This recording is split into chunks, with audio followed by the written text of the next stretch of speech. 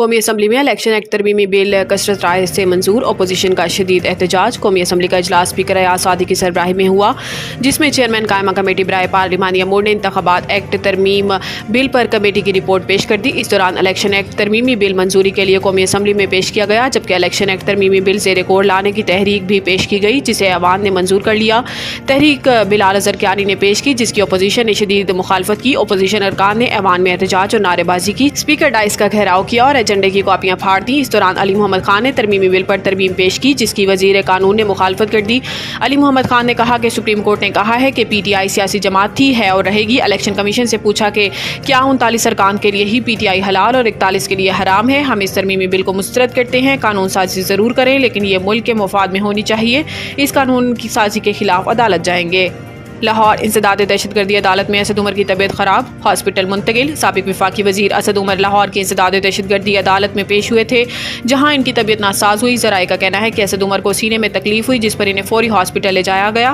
اسد عمر کے وکیل نے بتایا کہ سابق وزیر عدالت میں ہی تھے کہ ان کے دل میں تکلیف ہوئی، جس پر انہیں گود میں اٹھا کر گاڑی میں ڈالا گیا۔ اسد عمر کو پنجاب انسٹیٹیوٹ آف کارڈیالوجی منتقل کیا گیا، جبکہ شاہ محمود قریشی کے صاحبزادے زین قریشی بھی ہاسپٹل پہنچ گئے۔ اسپتال انتظامیہ کا کہنا ہے کہ اسد عمر کی حالت اب خطرے سے باہر ہے۔ بغیر ناشتے بلڈ پریشر کی دوا لینے سے ان کی طبیعت خراب ہوئی۔ انہیں طبی امداد فراہم کر دی گئی ہے، جس پر ان کی حالت بہتر ہو گئی ہے۔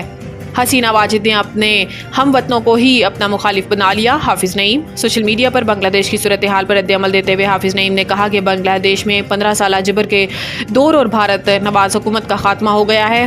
حسینہ واجد نے بنگلہ دیش پر بھارت کو مسلط کیا ہوا تھا، جو ہوا وہ تصور بھی نہیں تھا۔ انہوں نے کہا کہ حسینہ واجد طاقت کے زور پر حکمران تھی، انہوں نے اپنے ہم وطنوں کو اپنا مخالف بنا لیا۔ حسینہ واجد نے بھارت کی مدد سے عوام کو اور ان کی آواز دبا کر حکومت کی۔ ان کی فاشسٹ حکومت کا خاتمہ بنگلہ دیشی عوام کی قربانی اور جدوجہد کا نتیجہ ہے۔ امیر جماعت اسلامی کا کہنا تھا کہ دعا ہے کہ بنگلہ دیش کی عوام کی جدوجہد ملک میں استحکام کا سبب بنے۔ بنگلہ دیش میں خوشحالی اور حقیقی جمہوریت کی واپسی کے لیے بھی دعا گو ہے۔ یاد رہے کہ بنگلہ دیش میں ایک ماہ سے جاری پرتشدد مظاہروں اور ان میں سینکڑوں ہلاکتوں کے بعد بنگلہ دیشی وزیر اعظم شیخ حسینہ واجد استعفیٰ دے کر ملک سے فرار ہو گئی ہیں۔ پاکستان میں آبادی بڑھنے کا بم پھٹ چکا، اسے کنٹرول کرنا ہوگا۔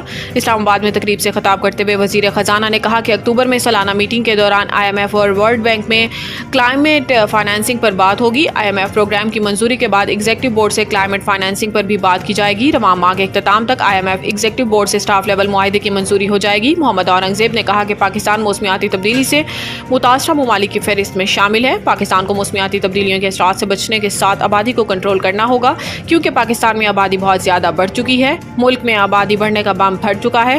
انہوں نے مزید کہا کہ ملک کی معیشت کو بہتر بنانے کے لیے نجی شعبے کو اپنا کردار ادا کرنا ہوگا۔